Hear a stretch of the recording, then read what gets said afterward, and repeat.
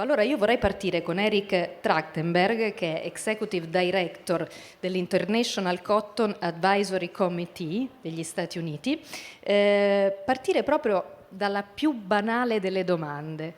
Che cosa significa oggi e da questo palco essere davvero sostenibili? Intanto gli facciamo un applauso, così rompiamo il ghiaccio.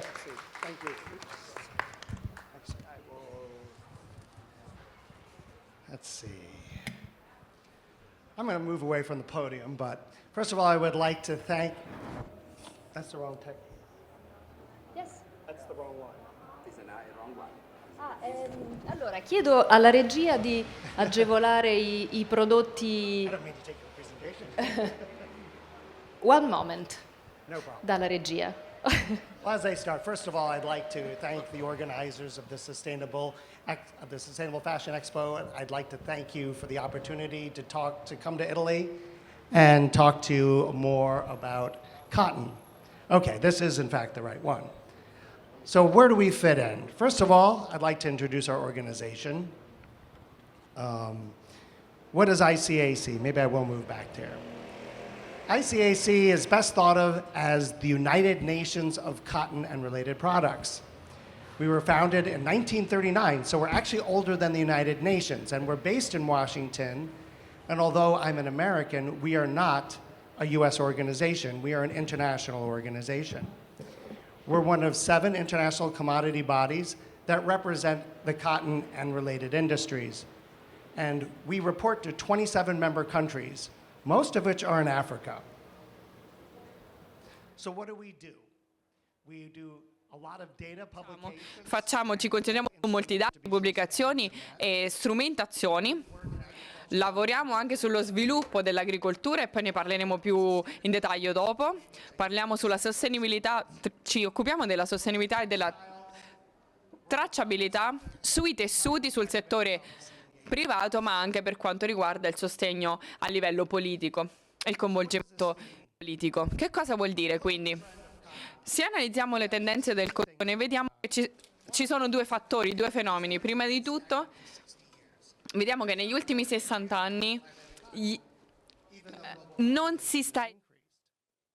At the same time, yields were slowly growing for quite a long time, but for the last 10 or 15 years, they've largely been stagnant. But the cotton sector faces a lot of challenges and opportunities, and I'm probably going to spend more time on this slide than the others. The advantage is it's a natural fiber. It's not made from oil. It has the potential to reduce poverty, especially in Africa, and this is a very important point, again, I'll get back to. 43% of cotton farmers are women, so actually it's a way to promote women's empowerment. It's a powerful tool to fight climate change because cotton can sequester carbon. It's something called the zero fight, which means it's suitable for dry conditions, and it grows in places where other crops can't. For example, in large parts of the Sahel in Western Africa, cotton is the only cash crop that'll really grow. It's also true in parts of Texas, actually. And it's a higher end feel that customers like. On the other hand, cotton faces some problems. It's expensive. There's also a trend to fast fashion, which makes people not want to buy something like cotton. It's a natural product, so there is more variability. It's not like polyester nylon, where you run it through the factory and it comes out the same all the time. Cotton, it is heterogeneous. Also, there's a lot of incorrect information about cotton. It's terrible for the environment. It uses tons of water.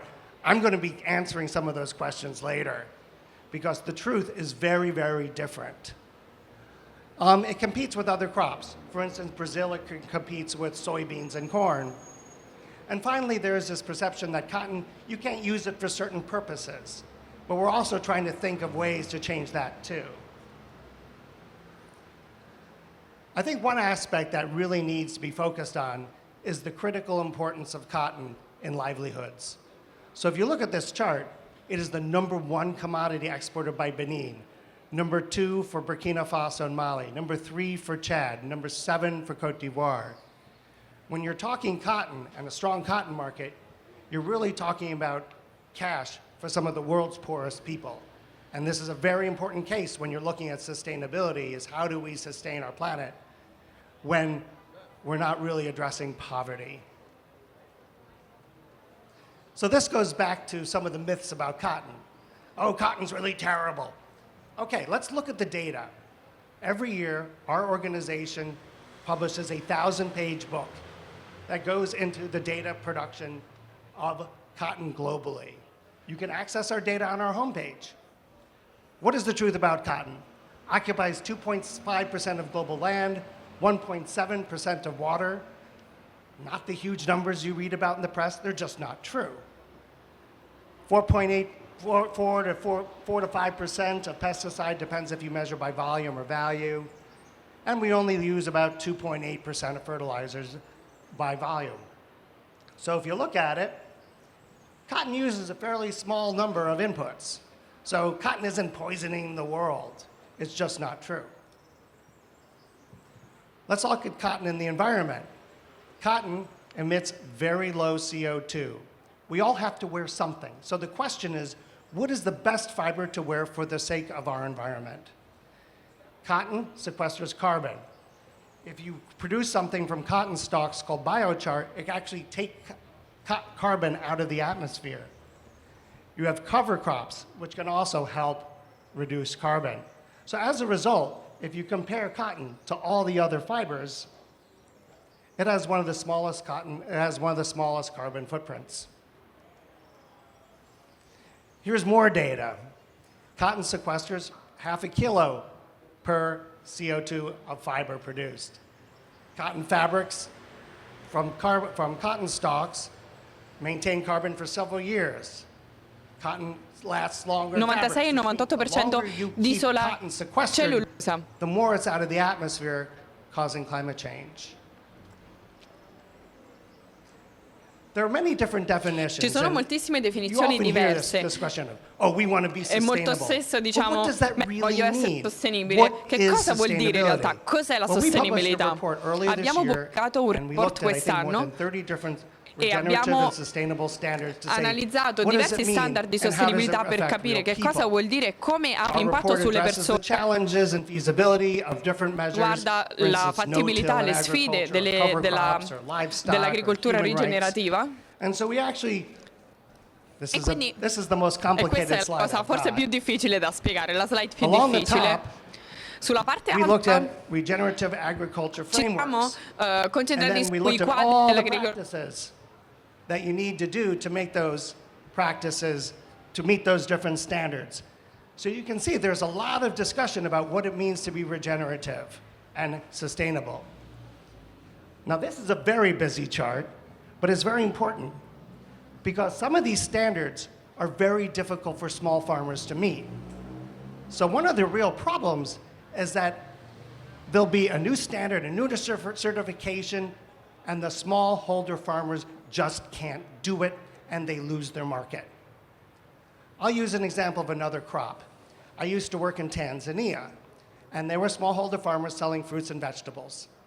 Then there was a new standard, and these poor farmers got poorer because they lost their market. So whenever people are looking at standards, you have to be really, really careful that you don't harm poor people. I think the standards have good goals. I think they have very important values, but can't leave the smallholder farmers paying the bill in the end. And that's a very important aspect of sustainability. What are we doing? Actually, this slide is a little bit out of date. We're launching a program in Cameroon where we're going to train farmers in sustainable practices. It actually launched last week. So my chief scientist was in northern Cameroon actually launching this project. In Zambia, a similar project doubled yields. And again, that makes a difference for poor farmers. We've done other things. We have a virtual reality training system where basically, I thought it was a gimmick when I first heard about it. They can use VR for training. But in fact, farmers remember things better, and it actually makes a difference in their production. So it actually works. We have an app where farmers can look for production practices. What are we doing ahead? We're going to be doing a lot more in agriculture development because Many of our members are in Africa, and frankly, that's just a really important thing for us to do. We're going to be doing a lot more to support sustainability and traceability, and we're also going to be looking at working in Africa with the textile sector to help them add value and create positive livelihoods in the region. At the same time, for the large cotton producing countries like the US, Brazil, and Australia, we also want to keep telling the truth so that in the end, we can have a stronger global cotton market. We're going to be consulting with our countries to come up with actionable plans. It's one thing, I'll let that go by. Okay. The Doppler effect. It's also very important at the same time. We're going to be also engaging a lot with environmental groups, because once the truth about cotton is known, I think we can also have environmental groups as allies. But this is the key challenge. We all have to ask ourselves, who pays for traceability? Who pays for certification? Who pays? If the brands don't want to pay, who pays? And so it's a really important question when we think about how to make sustainability real. It's one thing to have theory, it's another thing to have practice. Again, this is our timeline to develop projects that'll make a real difference. And anyway, that is the end of my presentation. I look forward to hearing from the other panel members and any questions. Thank you.